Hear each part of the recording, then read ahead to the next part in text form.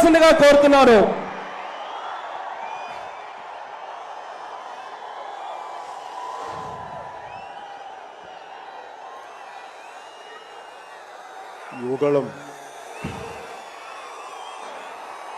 యువగళం సభకి ఆహ్వానించిన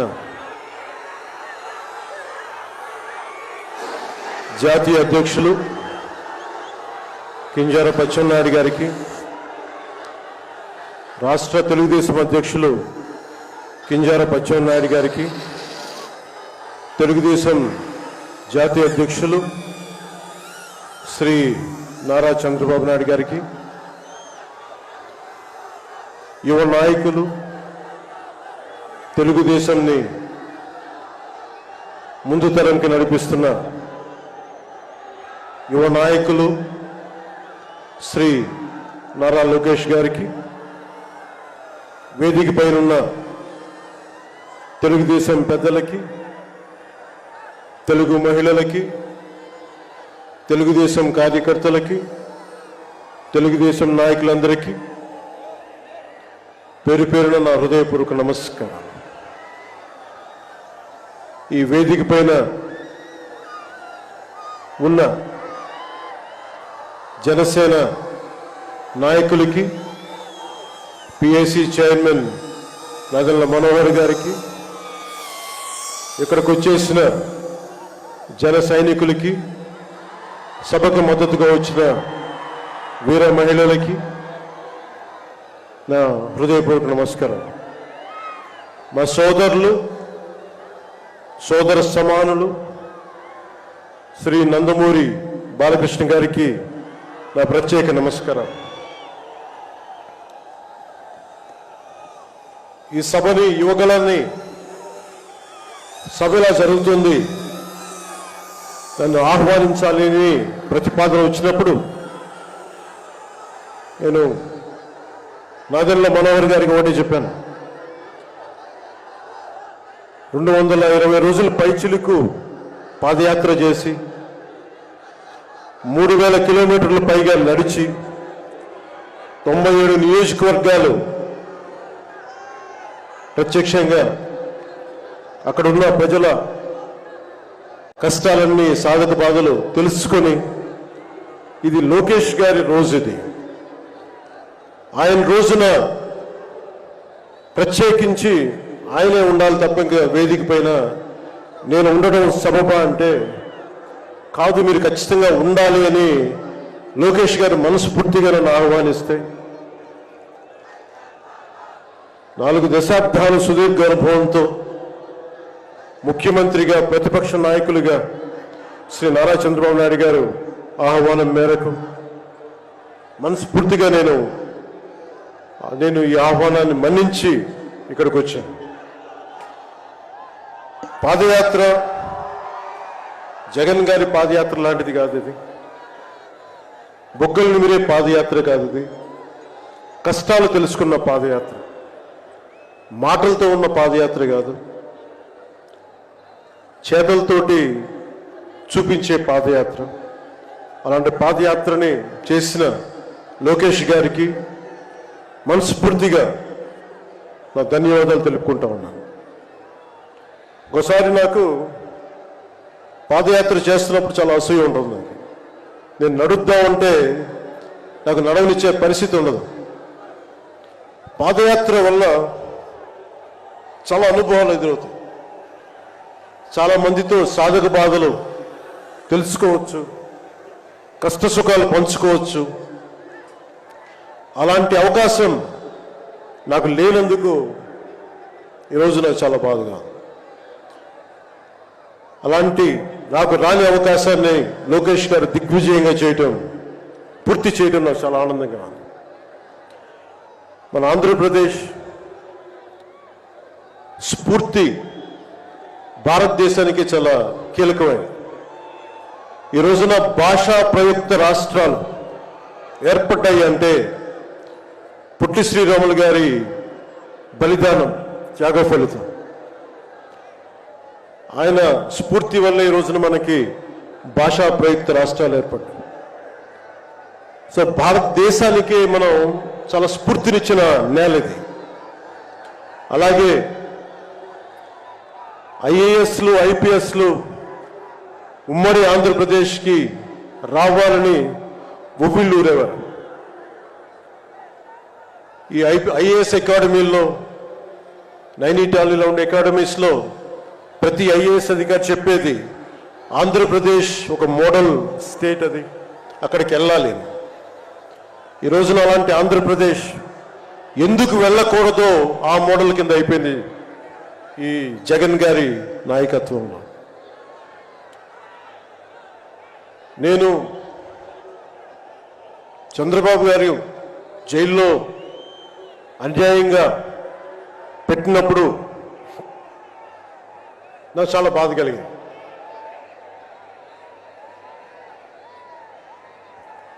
కష్టాలు చూసిన వాడిని, కష్టాలు దగ్గరగా పెద్దల నుంచి చిన్నప్పటి నుంచి చూసిన వాడిని, కష్టాలు అనుభవించిన వాడిని, ఓటమి వచ్చినప్పుడు ఒంటరితనం ఎలా ఉంటుందో తెలిసిన వాడిని, ముఖ్యంగా శ్రీ నారా చంద్రబాబు నాయుడు గారి కుటుంబ సభ్యులు వేదన అర్థం చేసుకున్నవాడిని, శ్రీమతి భువనేశ్వరి గారి బాధని దూరం నుంచే అర్థం చేసుకున్నవాడిని. నేను ఏం ఆశించి మద్దతు ఇవ్వలేదు. మనిషి కష్టాల్లో ఉన్నప్పుడు నా వంతు సాయంగా ఉండాలి అని చెప్పి బయటికి వచ్చి రాజమండ్రి జైలు వారిని మాట్లాడి ఇన్ని దశాబ్దాలు సుదీర్ఘ రాజకీయ అనుభవంతో జాతీయ స్థాయిలో ఎన్డీఏ లాంటి దీనికి పక్షానికి చాలా కీలకమైన బాధ్యతలు వహించిన వ్యక్తి, ఆయన్ని జైల్లోకి అన్యాయంగా పెట్టడం చాలా చాలా బాధ కలిగించింది. కాంగ్రెస్ నాయకులు చేసిన తప్పుకి సోనియా గాంధీ గారు పెట్టారు జగన్ గారిని జైల్లో. ఆ కక్ష చంద్రబాబు గారి మీద చూపించడం చాలా అవివేకం. ఇలాంటి పరిస్థితుల్లో రాష్ట్ర విభజన జరిగినప్పటి నుంచి 2014 నుంచి విభజన జరిగినప్పటి నుంచి ఈ రోజున హైదరాబాద్ రాజధాని ఆంధ్రప్రదేశ్కి తెలంగాణకి ఉమ్మడిగా అభివృద్ధి చేసిన రాజధాని. మనకి రాజధాని లేకుండా విభజన జరిగి సరైన పంపకాలు లేకుండా విభజన జరిగి ఇలాంటి కష్ట సమయంలో నేను ఆ రోజున తెలుగుదేశం పార్టీ భారతీయ జనతా పార్టీకి సంయుక్తంగా నేను పోటీని విరమించుకొని మరీ మద్దతు ఇచ్చాను. దానికి కారణం కూడా ఒక దశాబ్దం పాటు ఒక పార్టీని నడపాలి అంటే చాలా బలమైన అనుభవం ఉండాలి. కూర్చొని అనుభవంతో భవిష్యత్తులో పార్టీ చాలా అవసరం అని చెప్పి నేను ఒక దశాబ్ద కాలం పాటు ప్రత్యక్ష రాజకీయాల్లో ఉందాం అని ఆలోచించి ఆ రోజున తెలుగుదేశం పార్టీకి మద్దతు తెలిపాం.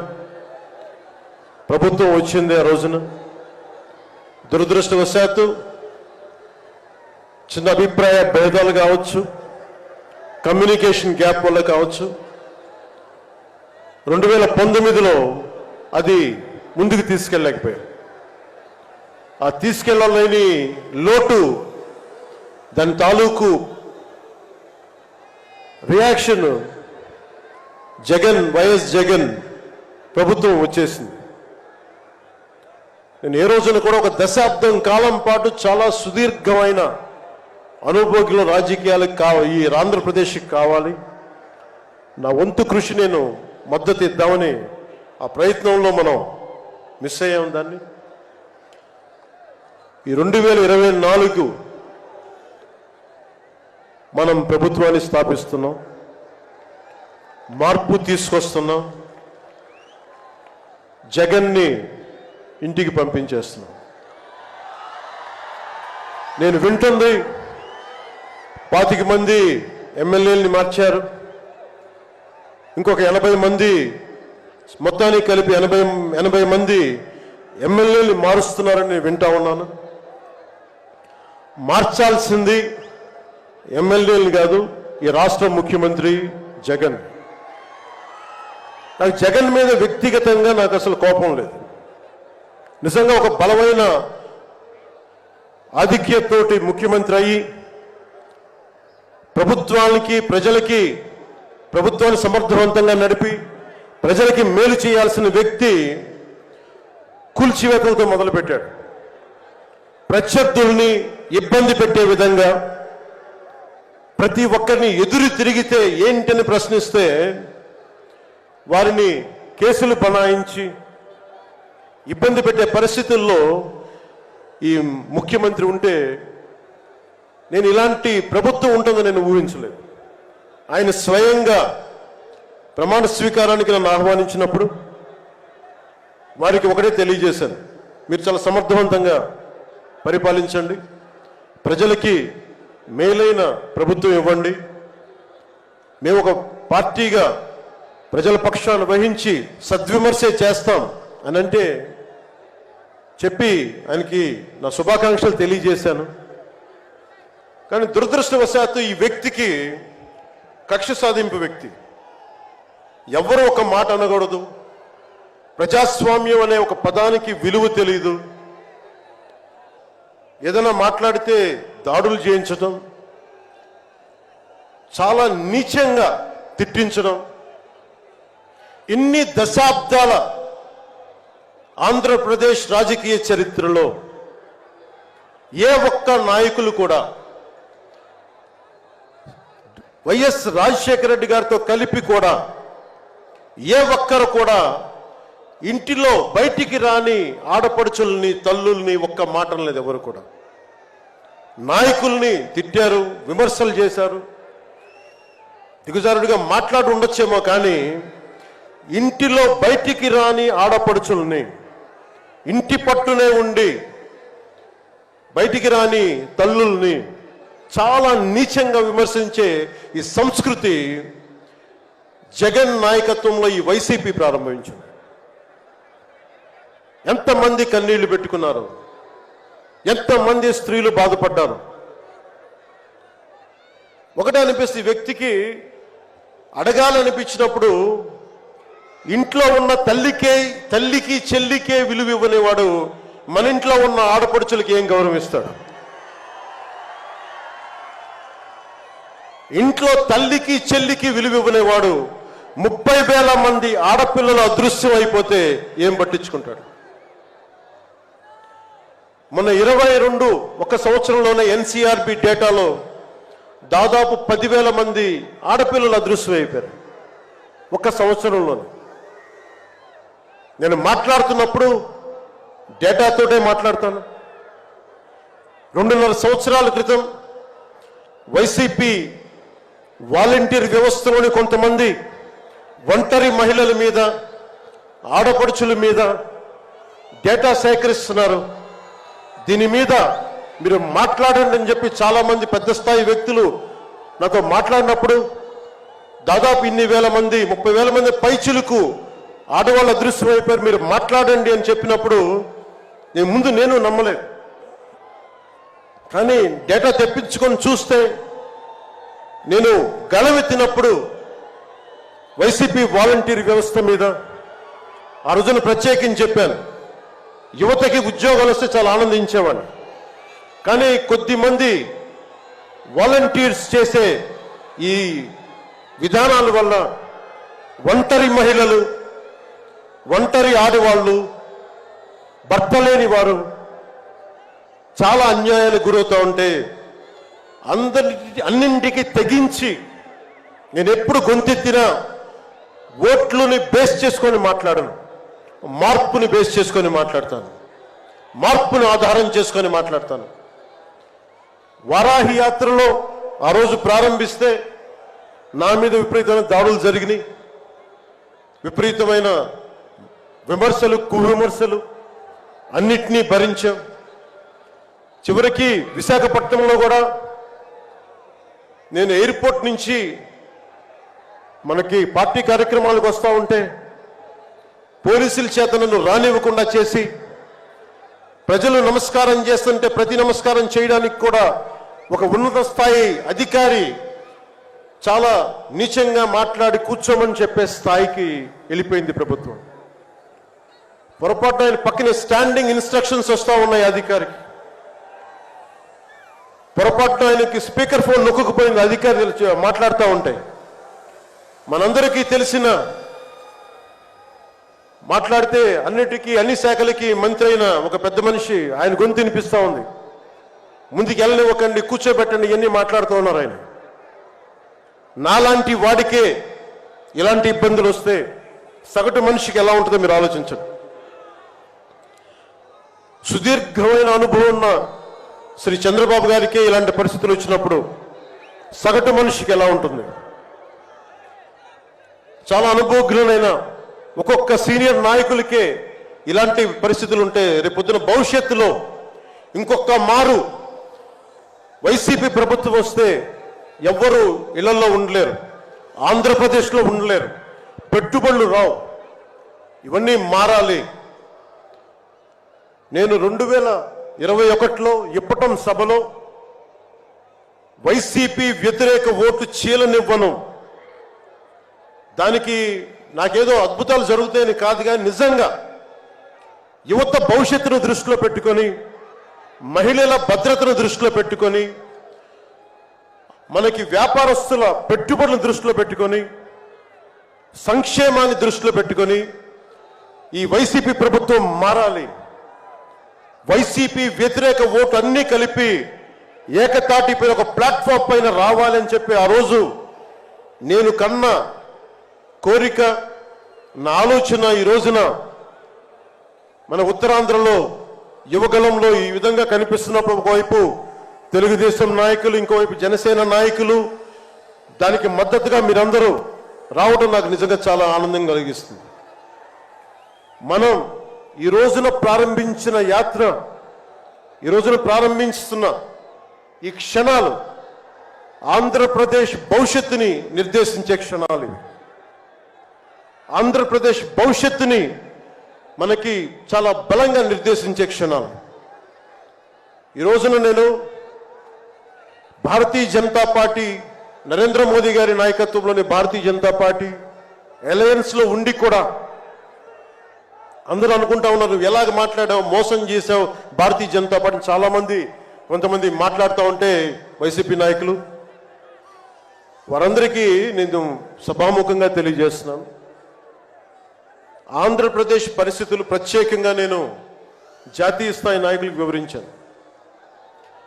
వారికి వివరించి నాకు వేరే దారి లేదు. నాకు రోడ్డు మీద తిరుగుదామంటే కేసులు పెడతా ఉన్నారు, ప్రజాస్వామ్యబద్ధంగా గళ విప్పుదామంటే కేసులు పెడతా ఉన్నారు, వ్యవస్థల్ని నిర్వీర్యం చేస్తూ ఉన్నారు. ఒక చిన్నపాటి సినిమా టికెట్లకు కూడా కూర్చోబెట్టి మొత్తం చీఫ్ సెక్రటరీ దగ్గర నుంచి ఎంఆర్ఓల దాకా వాడి ప్రజా వ్యవస్థలను దుర్వినియోగం చేస్తూ ఉన్నారు. నాలాంటి వాడికి సమస్యలు ఉన్నప్పుడు భవిష్యత్తులో ఆంధ్రప్రదేశ్ అంధకారానికి గురవుతుంది.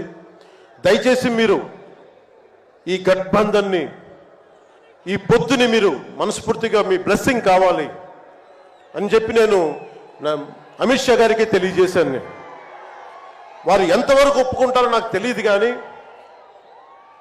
నా మొదటి ఆఖరి ప్రయత్నం కూడా ఆంధ్రప్రదేశ్ భవిష్యత్తు బాగుండాలి అంటే ఎక్కడి నుంచి మనుషులు రారు, మన భవిష్యత్తుని మనమే నిర్మించుకోవాలి, మనమే కొట్లాడాలి. అలాంటి ఆంధ్రప్రదేశ్ భవిష్యత్తుకి వైసీపీకి నాయకులు అందరని చెప్పట్లేదు, కానీ గూండాగర్దీ చేసేవాళ్ళు, క్యారెక్టర్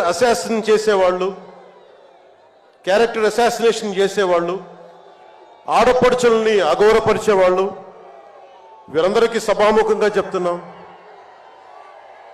ఇది ఈ రోజున మేము ఎన్నికల పొత్తు చాలా కీలకమైంది. మనం కనుక ఈ పొత్తు పెట్టుకోకపోతే భవిష్యత్తులో రోడ్ల మీదకి వచ్చి కర్రలు కత్తులు పట్టుకొని వైసీపీ గూండాలతో కొట్లాడాల్సి వస్తుంది. నేను కేంద్రంలో ఇదే చెప్పాను. ఈ రోజున కనుక మనం ఈ పొత్తును పెట్టుకోకపోతే నాతో సహా వైసీపీ గూండాలని ఎదుర్కోవడానికి ఒక కర్ర కత్తో పట్టుకొని మేము కూడా రోడ్ల మీదకి వచ్చి మేము వీధి గొడవలు క్రియేట్ చేసుకు మేము రక్షించుకోవాల్సి వస్తుందని చెప్పి నేను ప్రత్యేకించి కేంద్ర నాయకత్వానికి చెప్పాను. ఎందుకంటే భవిష్యత్తులో ఇంకొకసారి వైసీపీ వస్తే నేను 2019లో కూడా చెప్పాను, ప్రతి కొండని కోనని వీళ్ళు దోచేసుకుంటారని. వీరికి ప్రజాస్వామ్యం మీద గౌరవం లేదు వీరికి.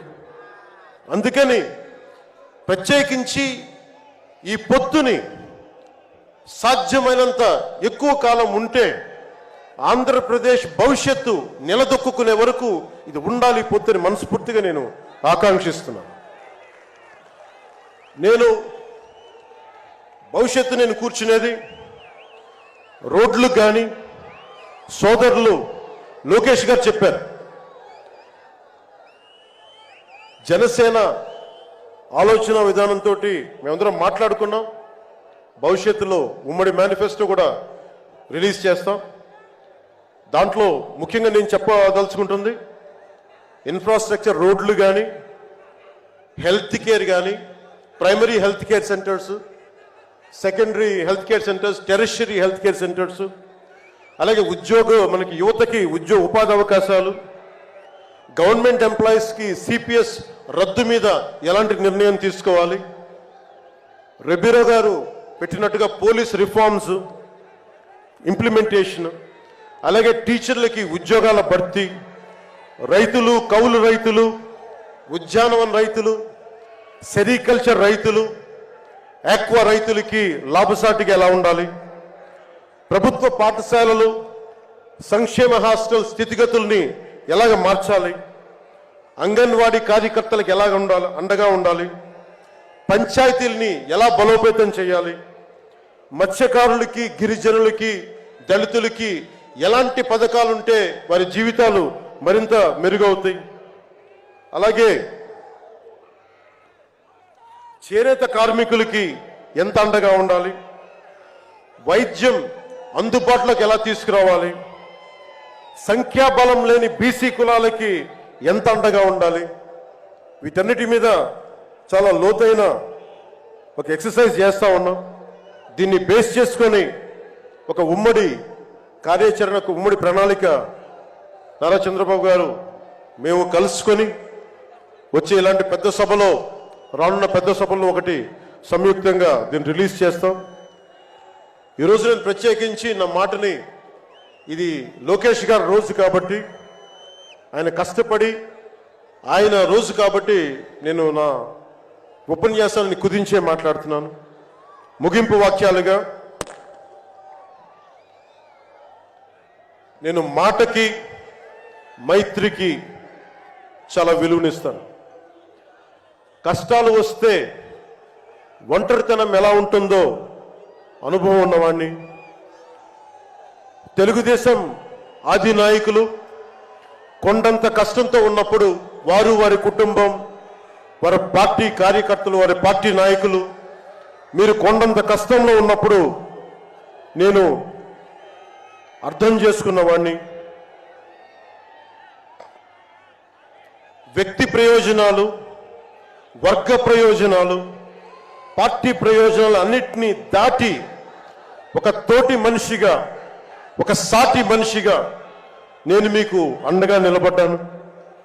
దాన్ని ఏమి ఆశించి చేయలేదు. నేను ఆశించిందల్లా 5 కోట్ల మంది ఆంధ్రప్రదేశ్ ప్రజల భవిష్యత్తుకి బలంగా నిర్మించడానికి మనం సంయుక్తంగా కలిసి రావాలని ఒక ఆలోచన తప్ప నేను ఏ ఆలోచన పెట్టుకోలేదు.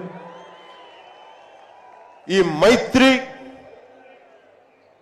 ఈ స్ఫూర్తి అందరూ సమిష్టిగా వచ్చే చాలా సంవత్సరాల వరకు దీన్ని కాపాడుకోవాలని ఆశిస్తూ నా ఉపన్యాసాన్ని ముగిస్తున్నాను. మీ అందరికీ పేరు పేరున ధన్యవాదాలు తెలుపుకుంటూ ఇందాక లోకేష్ గారు చెప్తున్నట్టుగా హలో ఏపీ చెప్పుకుందాం ఒకసారి. Hello AP, hello AP.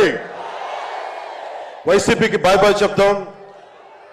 మన ప్రభుత్వాన్ని స్థాపించుకుందాం, భవిష్యత్తు నిర్మించుకుందాం అని తెలియజేసుకుంటూ మీ అందరికీ పేరు పేరున ధన్యవాదాలు తెలుపుకుంటూ, తెలుగుదేశం జనసేన మైత్రి వర్ధిల్లాలి, ఇది చాలా అద్భుతంగా సాగాలని మనస్ఫూర్తిగా కోరుకుంటూ, దీనికి బీజేపీ అధినాయకత్వం సంపూర్ణమైన ఆశీస్సులు అందజేస్తారని మనస్ఫూర్తిగా ఆకాంక్షిస్తూ సెలవు తీసుకున్నాను. జై హింద్. పవన్ కళ్యాణ్ గారి నాయకత్వం, పవన్ కళ్యాణ్ గారి నాయకత్వం, పవన్ కళ్యాణ్ గారి నాయకత్వం. ధన్యవాదాలు పవన్ కళ్యాణ్ గారు. తరువాత సభ నడిపించవలసిందిగా పయ్యాల కేశవ్ గారిని